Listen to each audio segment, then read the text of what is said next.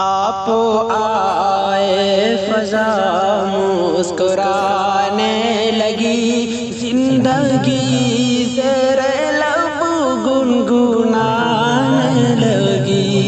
نستعینہ ونستغفرہ ونؤمن بہ ونتوکل علیہ ونعوذ باللہ من شرور انفسنا ومن سیئات اعمالنا، من يهد الله فلا مضل له ومن يضلله فلا هادي له، وأشهد أن لا إله إلا الله وأشهد أن محمدا عبده ورسوله، أما بعد، أعوذ بالله من الشيطان الرجيم، بسم الله الرحمن الرحيم۔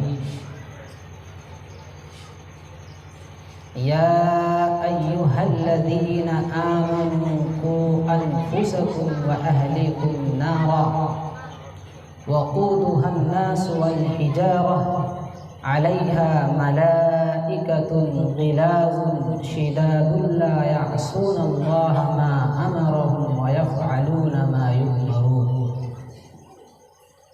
وقال النبي صلى الله عليه وسلم: كلكم راع وكلكم مسؤول عن رعيته، صدق اللہ العظیم۔ حضرات محترم،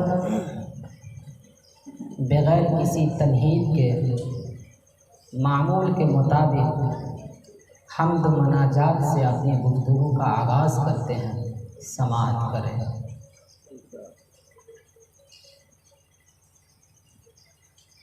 تجھے گر بھول بھی جاؤں مجھے مت بھولنا مولا، تجھے گر بھول بھی جاؤں مجھے مت بھولنا مولا، اکیلا بے سہارا تو کبھی مت چھوڑنا مولا، تجھے گر بھول بھی جاؤں مجھے مت بھولنا مولا، اکیلا بے سہارا تو کبھی مت چھوڑنا مولا، خطاؤں سے مرکب ہوں، خطا گر ہو بھی جاتی ہے، خطاؤں سے مرکب ہوں، خطا گر ہو بھی جاتی ہے، تو رحمت سے در توبہ کو مجھ پر کھولنا مولا، تو رحمت سے در توبہ کو مجھ پر کھولنا مولا، اکیلا بے سہارا تو کبھی مت چھوڑنا مولا، غرور نفس میں آ کر کبھی رستہ بھٹک جاؤں، غرور نفس میں آ کر کبھی رستہ بھٹک جاؤں، غرور نفس کو میرے اسی دم توڑنا مولا، غرور نفس کو میرے اسی دم توڑنا مولا، اکیلا بے سہارا تو کبھی مت چھوڑنا مولا، میرا ہر عزم نازک ہے، بہت کمزور ہے ایمان، میرا ہر عزم نازک ہے، بہت کمزور ہے ایمان، تو عظمت کے ترازو میں مجھے مت تولنا مولا، تو عظمت کے مت توڑنا مولا، اکیلا بے سہارا تو کبھی مت چھوڑنا مولا،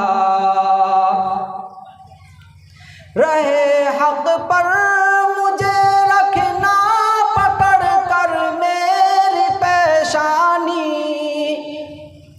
رہے حق پر مجھے رکھنا پکڑ کر میری پیشانی، ضرورت زندگی کی مت ادھوری چھوڑنا مولا، ضرورت زندگی کی مت ادھوری چھوڑنا مولا، اکیلا بے سہارا تو کبھی مت چھوڑنا مولا،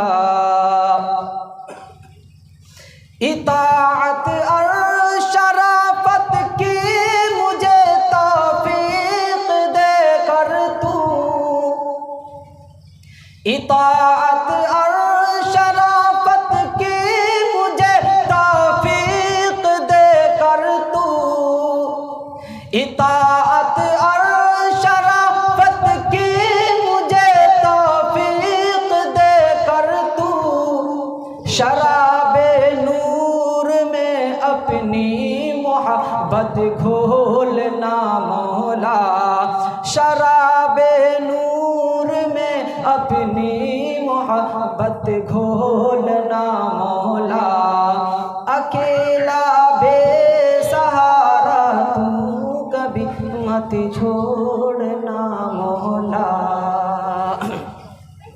حضرات علماء کرام، معزز حاضرین، میرے بزرگ بھائیوں، قابل قدر مائیں اور بہنیں، میں اپنی گفتگو کا آغاز کروں اس سے قبل میں عرض کروں کہ ہم سب کے مشفق و مربی جناب حضرت مولانا محمد مفتی سہراب صاحب ندوی، نائب ناظم امارت شریعہ پٹنہ، ہم سب کے سامنے تشریف فرما چکے ہیں۔ ان کی ناصحانہ کلمات سے ہم سب مستفیض ہوں گے انشاءاللہ۔ حضرات محترم، مجھے جس موضوع پر بولنے کا حکم ملا ہے وہ ہے اولاد کی تربیت کیسے کریں۔ آپ نے خطبے کے درمیان قرآن کی ایک آیت اور نبی پاک صلی اللہ علیہ وسلم کی ایک حدیث مبارکہ سماعت کیا۔ اللہ رب العزت سے دعا کریں کہ اللہ رب العزت ہمیں قرآن و حدیث کی روشنی میں صحیح اور سچی بات اور ہم سب کو اس پر عمل کرنے کی توفیق عنایت فرمائے۔ اللہ رب العزت ارشاد فرماتے ہیں، یا ایھا الذین آمنوا قوا انفسکم واہلیکم نارا وقودها الناس والحجارہ علیہا ملائکۃ غلاظ شداد لا یعصون اللہ ما امرهم ویفعلون ما یؤمرون۔ اے ایمان والو، اپنی جانوں کو، اپنے گھر والوں کو اس آگ سے بچاؤ جس آگ کا ایندھن انسان اور پتھر ہے، اس پر سختی کرنے والے طاقتور فرشتے مقرر ہیں، اور وہ وہی کرتے ہیں جو اللہ انہیں حکم کرتے ہیں۔ یا ایھا الذین آمنوا قوا انفسکم واہلکم نارا، اے ایمان والو، اپنی جانوں کو اور اپنے گھر والوں کو اس آگ سے بچاؤ، یعنی اے ایمان والو، اپنے آپ کو اللہ اور رسول صلی اللہ علیہ وسلم کی اطاعت و فرما برداری والے بن جاؤ، عبادتیں بجا لا کر، گناہوں سے باز رہ کر، اور اپنے گھر والوں کو نیکی کی ہدایت اور بدی سے ممانعت کر کے اپنی اولاد کو علم و ادب سکھا کر اپنی جانوں اور اپنے گھر والوں کو اس آگ سے بچاؤ جس آگ کا ایندھن انسان اور پتھر۔ معلوم ہوا جس طریقے سے مسلمان کو اپنی اصلاح کرنا ضروری ہے، اسی طریقے سے اپنے اہل خانہ کی تعلیم و تربیت کرنا بھی لازم ہے۔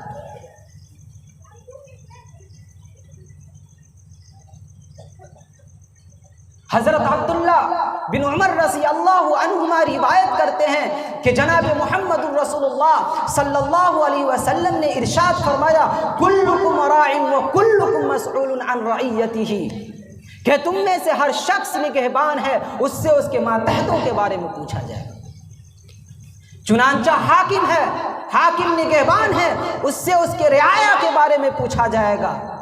ہر آدمی اپنے گھر پر نگہبان ہے، اس سے اس کے بارے میں پوچھا جائے گا۔ عورت اپنی شوہر کے گھر میں نگہبان ہے، اس سے اس کے بارے میں پوچھا جائے گا۔ الغرض تم میں سے ہر شخص نگہبان ہے، اس سے اس کے بارے میں سوال کیا جائے گا۔ ایک حدیث حضرت عبداللہ بن عمر رضی اللہ عنہ سے منقول ہے، جس میں آقا مدنی جناب محمد رسول اللہ صلی اللہ علیہ وسلم ارشاد فرماتے ہیں کہ اپنی اولاد کو 7 سال کے عمر میں نماز کا حکم کرو اور 10 سال کے عمر میں نماز نہ پڑھنے پر اسے مارو۔ وَفَرِّقُوا بَيْنَهُمْ فِي الْمَضَاجِعِ، اور اس عمر میں آ کر اپنے اولاد کی بستر کو الگ کر دو۔ معلوم ہوا کہ اولاد بھی اہل میں داخل ہے، ان کی تعلیم و تربیت کا خیال کرے، اللہ اور رسول صلی اللہ علیہ وسلم کی اطاعت کا حکم کرے اور عبادت الہی کا شوق پیدا کرے۔ یہ اولادوں کے حقوق میں سے ایک اہم ترین حقوق ہے۔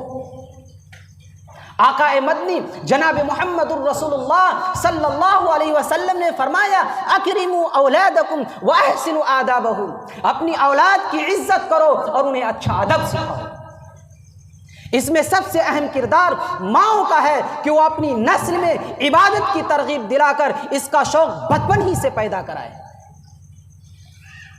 اسماعیل علیہ السلام کی عمر 6 سال کی تھی جب باپ نے حکم دیا تھا، یا بنی انی ارا فی المنام انی اذبحک فانظر ماذا تری، کہ میں تجھے ذبح کرنا چاہتا ہوں، میں نے خواب میں اس طریقے سے دیکھا ہے، تمہارا کیا ارادہ ہے؟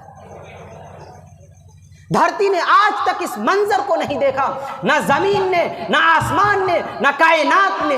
ایک ویران پہاڑ ہے، باپ ہاتھ میں چھری لیے کھڑا ہے، معصوم بچہ ہے، اور باپ کہتا ہے انی اذبحک فانظر ماذا تری، میں تجھے ذبح کرنا چاہتا ہوں، تمہارا کیا ارادہ ہے؟ تاریخ گواہ ہے، تاریخ نے لکھا کہ میں تجھے ذبح کرنا چاہتا ہوں، تمہارا کیا ارادہ ہے؟ اس کا مطلب یہ نہیں کہ کہے گا تو ذبح کروں گا ورنہ نہیں، بلکہ اس کا مطلب یہ ہے کہ اگر صحیح طریقے سے مان جائے تو کام آسانی سے ہو جائے گا، ورنہ زبردستی ذبح کرنا پڑے گا۔ لیکن ماں کے 6 سالہ تربیت نے معصوم بچے کو اس مقام تک پہنچایا کہ بڑے اچھے انداز میں، نرم لہجے میں، اچھی گفتگو کے ساتھ باپ کے سوال کا جواب اس طریقے سے دے رہے ہیں، یا ابت افعل ما تؤمر ستجدنی انشاءاللہ من الصابرین، اے میرے والد محترم، اے میرے ابو جان، آپ اس کام کو کر گزریے جس کام کا اللہ نے آپ کو حکم کیا ہے، انشاءاللہ من الصابرین، آپ ہمیں صبر کرنے والوں میں سے پائیں۔ اس لیے آج ماؤں اس واقعے سے ماؤں کو یہ سبق حاصل ملنی چاہیے کہ وہ اپنی اولاد کی تعلیم و تربیت کرے اور اپنی گود کو بچوں کے لیے جو ہے تعلیم کا مرکز بنائے۔ آج اکثر ماؤں کی گود علم سے خالی، تربیت سے خالی، جبکہ ماؤں کی گود کو بچوں کا تربیت کا مکتب بتایا جاتا ہے، اور آج وہی گود علم سے خالی، وہی گود تعلیم سے خالی۔ بھلا آپ فیصلہ کریں کہ بچوں کو تربیت کہاں سے مل سکتی ہے؟ بچوں کو تربیت کہاں سے مل سکتی ہے؟ پھر باپ کو پابند بنایا کہ اپنی اولاد کی عزت کرو اور انہیں اچھا ادب سکھاؤ۔ پھر یہ آیتیں اور واقعہ آج کے ماں باپ کے لیے سبق آموز ہے۔ حضرت لقمان نے اپنے بیٹے کو نصیحت کرتے ہوئے کہا، یا بنی لا تشرک باللہ ان الشرک لظلم عظیم، کہ میرے بیٹے اللہ کے ساتھ کسی کو شریک مت ٹھہرانا. ان الشرک لظلم عظیم، شرک بہت بڑا ظلم ہے. اور عبادت کے بارے میں نصیحت کرتے ہوئے فرمایا یا بنی اقم الصلاۃ وامر بالمعروف وانہا عن المنکر واصبر علی ما اصابک. اے میرے بیٹے نماز کو قائم کرو، وامر بالمعروف، اور معروف یعنی بھلائی کا حکم کرو، وانہا عن المنکر، اور بری باتوں سے روکتے رہو، واصبر علی ما اصابک، جو مصیبت پیش آئے اس پر اللہ سے صبر کرو. پھر حضرت ابراہیم علیہ السلام اور یعقوب علیہ السلام کے واقعہ کو بتاتے ہوئے اللہ رب العزت ارشاد فرماتے ہیں وَوَصَّى بِهَا إِبْرَاهِيمُ بَنِيهِ وَيَعْقُوبُ يَا بَنِيَّ إِنَّ اللَّهَ اصْطَفَى لَكُمُ الدِّينَ فَلَا تَمُوتُنَّ إِلَّا وَأَنْتُمْ مُسْلِمُونَ. حضرت ابراہیم علیہ السلام بھی اپنے بیٹوں کو وصیت کر گئے اور یعقوب علیہ السلام بھی کہ اے میرے بیٹو اللہ نے تمہارے لیے دین کو پسند فرما لیا، اس لیے تمہاری موت اسلام ہی کی حالت میں ہونی چاہیے. اور خاص طور پر یعقوب علیہ السلام کی اس نصیحت کو ذکر کرتے ہوئے ارشاد فرمایا ام کنتم شہداء اذ حضر یعقوب الموت اذ قال لبنیہ ما تعبدون من بعدی قالوا نعبد الہک والہ آبائک ابراہیم واسماعیل واسحاق الہا واحدا ونحن لہ مسلمون. اے میرے بیٹو بتاؤ میرے جانے کے بعد تم کس کی عبادت کرو گے؟ انہیں فکر ہے تو عبادت کی فکر ہے، انہیں فکر ہے تو آخرت کی فکر ہے، انہیں فکر ہے تو اللہ کے عذاب کا فکر ہے. اور آج ہم ہیں، اس واقعے سے ہمیں نصیحت ملتی ہے کہ ہم اپنی اولاد کو اور اپنے اہل خانہ کے لیے بھی ہم اس فکر کو پیدا کریں، اس فکر کو پیدا کریں. اور اس فکر کو پیدا کرنے کے لیے آج ہی اپنے بچوں کو ایمانیات کا تعارف کرائیں. اس کے لیے چند اہم باتیں ہیں جس کو سمجھتے ہوئے ایمان اور ارکان ایمان، اسی طرح اسلام اور ارکان اسلام کا تعارف کرائیں اور بتائیں کہ اسلام کی بنیادی چیزوں میں سے سب سے پہلی چیز ایمان. اور ایمان 3 چیزوں پر عمل کرنے کا نام ہے. الایمان هو اقرار باللسان وتصدیق بالقلب وعمل بالارکان، کہ زبان سے اقرار کرنا، دل سے ماننا اور یقین کرنا، اور اعضائے جسم سے عمل کرنا. اسی طرح ارکان ایمان کہ آمنت باللہ، کہ ہم ایمان لائے اللہ پر، وملائکتہ اس کے فرشتوں پر، وکتبہ اس کی کتابوں پر، ورسلہ اس کے رسولوں پر، والیوم الآخر قیامت کے دن پر، والقدر خیرہ وشرہ من اللہ تعالی، اور ہر اچھی بری تقدیر پر، ہر اچھی بری تقدیر پر کہ اللہ کی طرف سے ہے. پھر اسلام کو بتائے کہ اللہ کو ایک سمجھتے ہوئے اللہ کے احکام کے سامنے اپنے آپ کو جھکا ڈالے. پھر ارکان اسلام کو بتائے بنی الاسلام علی 5 شہادت اللہ الہ الا اللہ واشہد ان محمدا عبدہ ورسولہ واقام الصلاۃ وایتاء الزکاۃ وحج البیت وصوم رمضان، کہ اسلام کی بنیاد 5 چیزوں پر ہے. اس بات کی گواہی دینا کہ اللہ کے سوا کوئی معبود نہیں ہے اور محمد صلی اللہ علیہ وسلم اللہ کے بندے اور اس کے رسول ہیں. نماز قائم کرنا، زکوٰۃ ادا کرنا، بیت اللہ کا حج کرنا اور رمضان کے روزے رکھنا.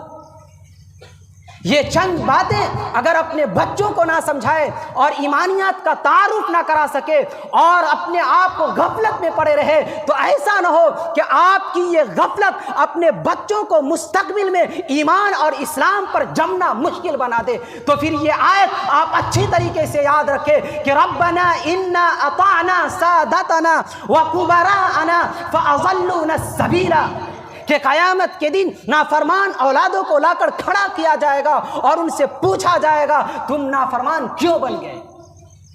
وہ سارا بوجھ اپنے ماں باپ کے سروں پر ڈال دے گا اور کہے گا ہمارے پروردگار ہم نے اپنے بڑوں کا کہا مانا، ہم نے اپنے بڑوں کا کہا مانا، ہم نے اپنے بڑوں کا کہا مانا، بس انہوں نے ہمیں گمراہ کر دیا.